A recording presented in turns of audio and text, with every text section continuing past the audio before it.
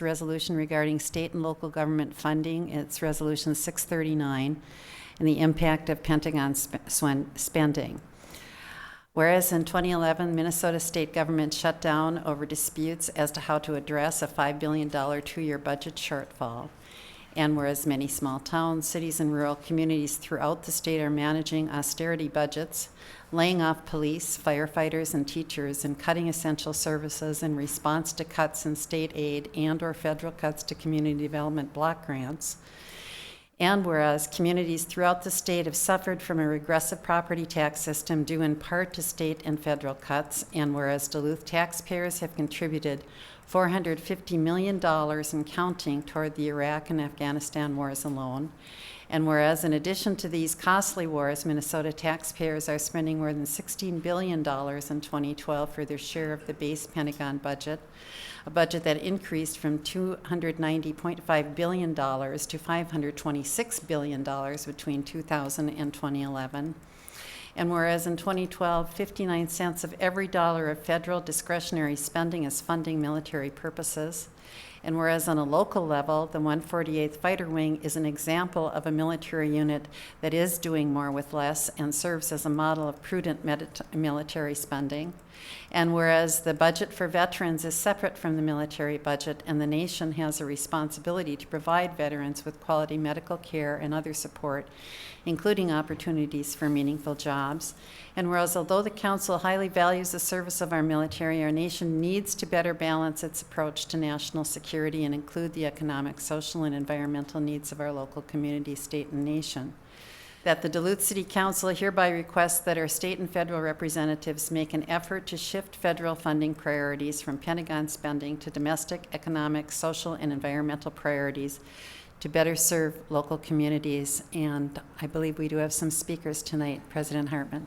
Thank you, Councilor Gardner. You are correct. We do have a list of speakers. Well, thank you, Council, for agreeing to look at this resolution. I am Jack Nelson Pallmeyer. I'm actually one of the founders of this nonpartisan effort to have a community conversation all over the state. And it's starting to take off, by the way, all over the country. People in Des Moines heard about what the Minneapolis and St. Paul City Councils did and passed a resolution. Groups in Oregon are starting in Oregon ASAP.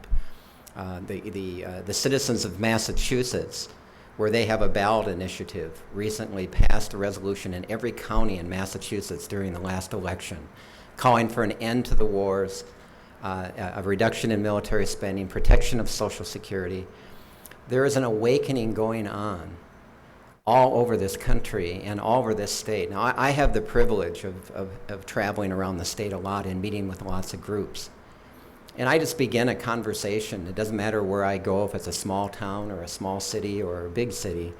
And I just ask residents to talk about what's going on in their community and what's of concern to them and what needs aren't being met. And people are talking about libraries being cut or library hours being cut. They're talking about class sizes. They're talking about music programs being removed from high schools. They're talking about firefighters being laid off, city workers being laid off. All these unmet needs. And the dominant narrative that we live with at the federal level, at the state level, that you wrestle with. I feel bad for you representing cities, and I appreciate what you do.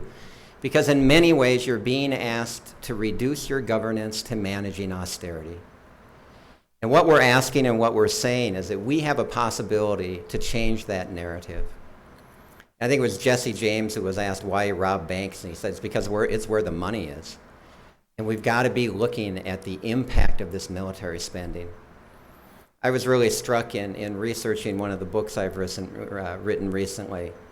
And I came across a French historian who's famous in Europe. His name is Emmanuel Todd. And he's famous in Europe for having predicted the collapse of the Soviet Union. He said everybody was looking at the Soviet Union's military power. He said, I was looking at them unraveling from within. And he made the same prediction for the United States in the context of the Iraq and Afghan wars. We are told that we can't deal with child poverty. We can't deal with the issues of hunger. We can't make our education system better. What does it mean that next year the United States of America will spend more money in Afghanistan than the entire cost of our food stamp program for our country? All we are asking in this resolution is that we make connections between federal spending priorities, state spending priorities, and local city governance. Please support this resolution. Thank you. The debate was, do we here in Washington and Philadelphia come up with the legislation and send it to them to administrate, or do they come up with the legislation and send it to us to administrate? Now, what we have here is a city within the democracy laboratory known as the state of Minnesota.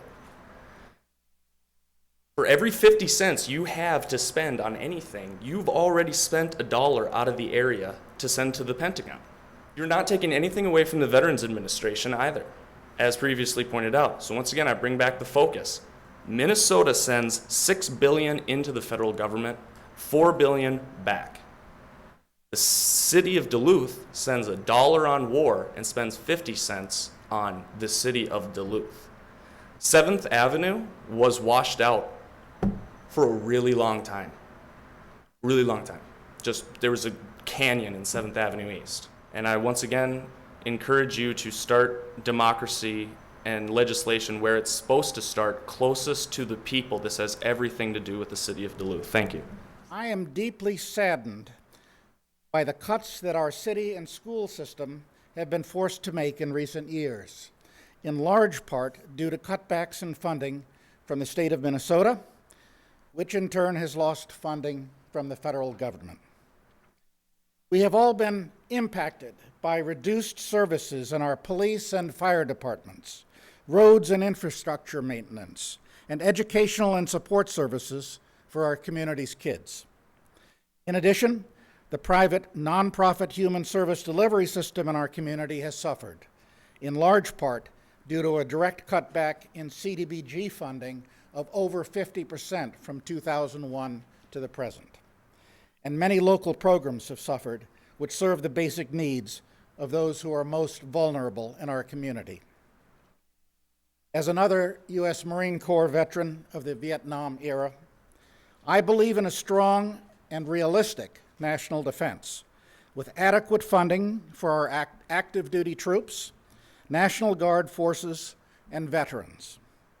However, I also believe that an unexamined and unchallenged national defense budget that is contributing to reductions in funding for the needs of its own people is creating a nation that is less stable and secure. Our strength comes from within, and we have grown weaker in recent years. More money for unnecessary weapon systems will not make us stronger.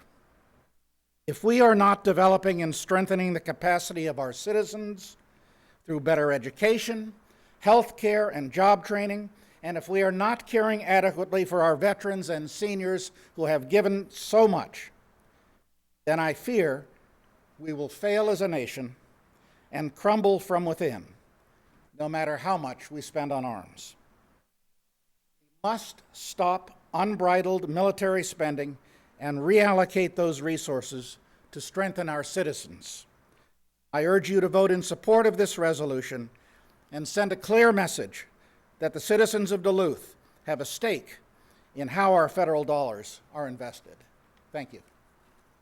Otherwise, this is the business of the City Council.